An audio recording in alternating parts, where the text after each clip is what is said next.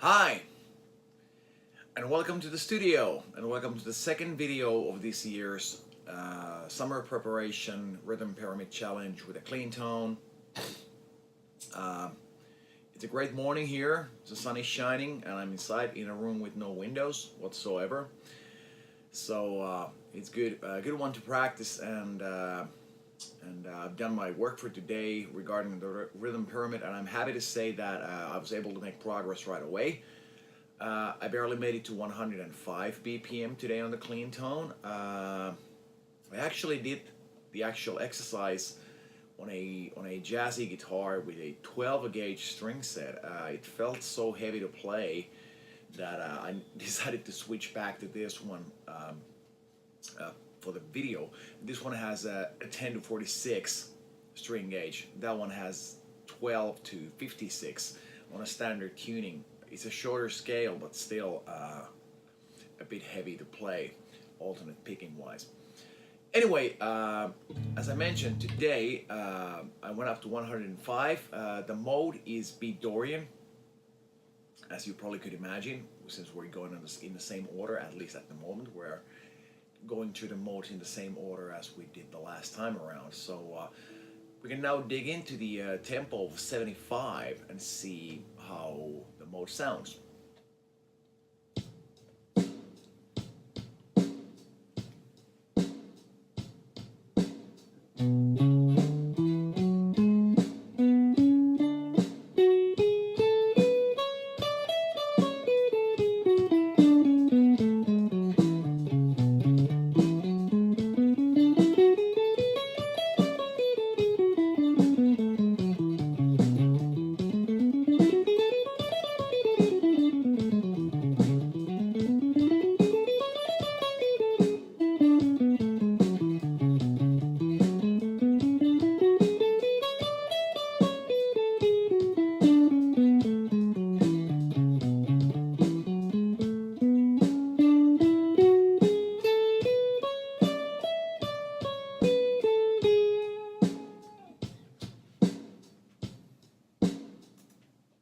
Okay, a couple of hiccups there. I lost the pick direction in the beginning for some weird reason, but we got through that. Okay, regarding the pick, this time around with these videos, I'm gonna wanna share a couple of insights that I have regarding a lot of the sort of like the today's technical opinions on alternate picking and stuff. There's been a lot of discussion about things such as pick slanting and techniques related to that.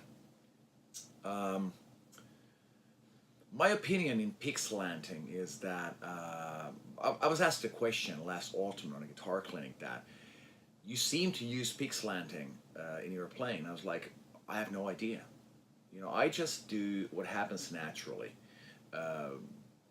At this age, I see no reason, and with my limited time that I have for practicing, I see no reason to start changing my technique drastically because it would just hassle, probably mess everything up. I don't know, but that's how I feel about it.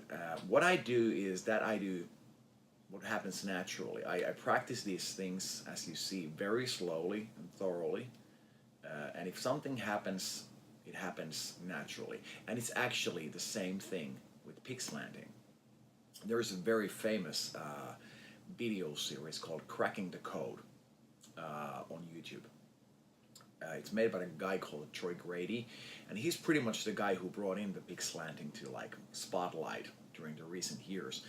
And the pick slanting thing is a theory. Of course, he has the video footage, sort of like to prove it, but it is a theory on what kind of angle the pick would have, not only against the string, but also the angle against the guitar's body that you can basically help your fast playing with. But it's still a theory.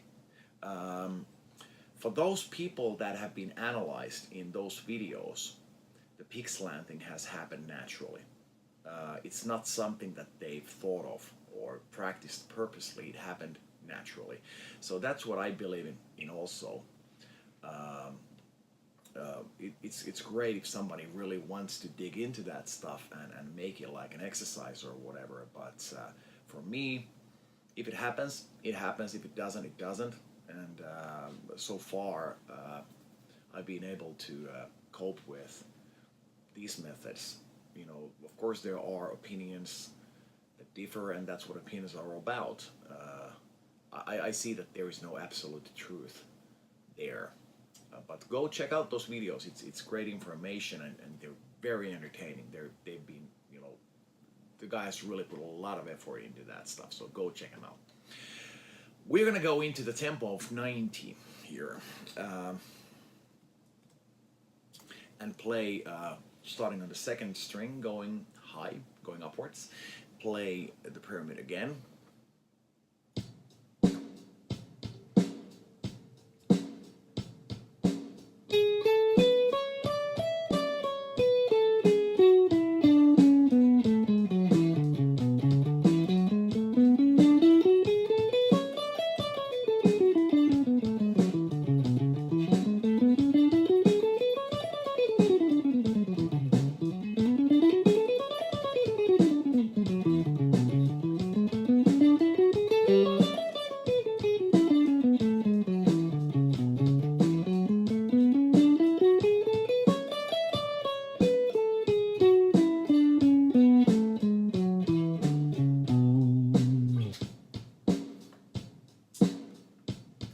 Oops, some noise there. I told yesterday that noise is not going to be a problem. Obviously it is, so I need to do it cleaner next time around.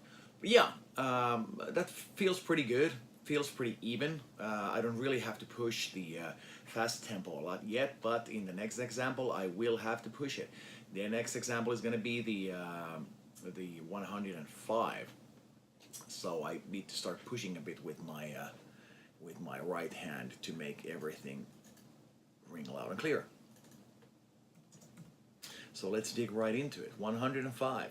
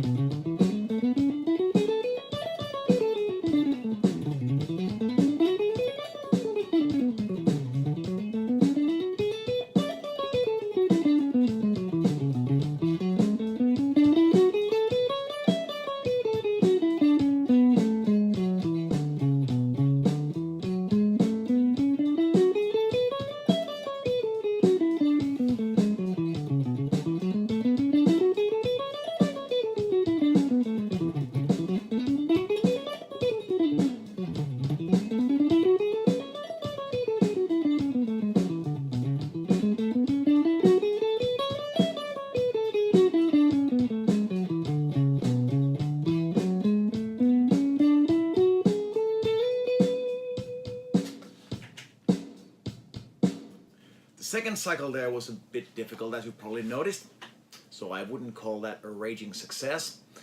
Anyway, I could, if I wanted to play, could play the fast stuff like utilizing palm muting.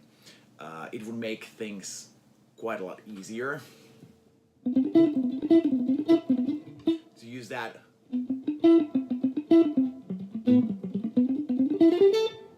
Use those techniques, like for example, like a lot of players do. I want everything to ring out nicely and have the sustain and have, because that's the key, in my opinion, to maintaining the stability and evening out the attack, which is one of the purposes of this exercise when done on a clean tone. So you can, of course, try both.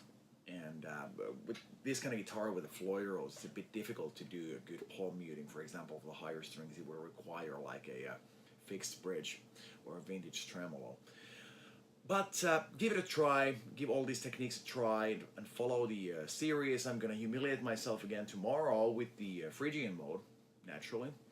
And let's see if we switch the guitar for that one. But for now, keep on practicing, and I'll see you guys later. Bye.